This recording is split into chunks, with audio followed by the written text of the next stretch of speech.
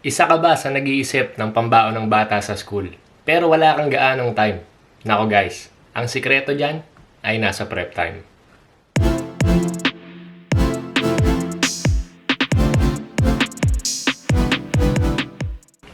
Chicken, pare.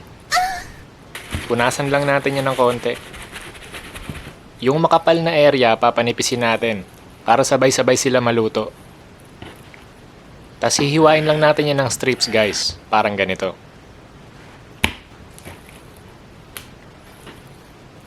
Season natin ng salt at black pepper. Tapos yung mga susunod na seasonings natin dito, guys, puro optional na lang yun. No? Pero syempre, mas masarap pag meron. Garlic powder, onion powder, paprika, at chicken powder. Season lang natin ng maayos, guys. Spread natin maigi. Then meron tayo ditong breading station. Alam nyo na to, guys. Coat sa harina, pagpag-excess, drop sa binating itlog. One dry hand at one wet hand, guys, para hindi makalat. Tas cover natin sa breadcrumbs. Pindutin nyo para mas kumapit. Gawin lang natin yan sa lahat ng manok. Then i-deep fry natin yan, guys. Pag mainit na yung mantika, salang natin batch by batch. Huwag masyadong crowded.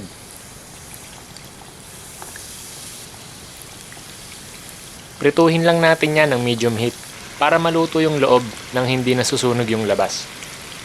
Mga mami, ang ganda oh. Hindi ka mapapahiya sa kamarites mo sa school. Crispy check. Uy. Pwedeng pwede yan sa kanin, guys. Ketchup lang, solid na yan.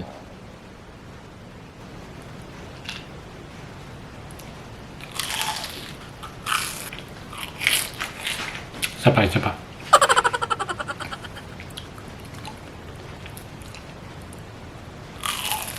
Wow!